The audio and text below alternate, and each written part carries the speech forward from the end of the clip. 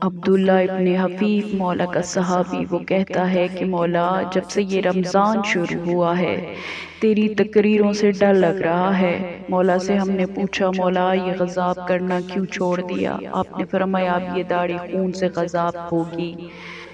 آپ نے ممبر سے سب سے پوچھا آج رمضان کی کیا تاریخ ہے؟ ہم نے کہا مولا 18 ہو گئی۔ آپ نے فرمایا زیادہ گزر گئے تھوڑے رہ گئے۔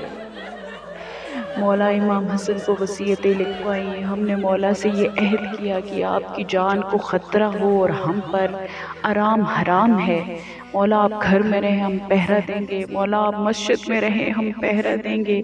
کسی کی مجال کہ ہم نوکروں کے ہوتے ہوئے ہمارے مولا تک پہنچے۔ مولا نے چاروں کو بلا کر پیار کیا اور فرمایا کہ مولا تجھے جزائے خیر عطا فرمائے۔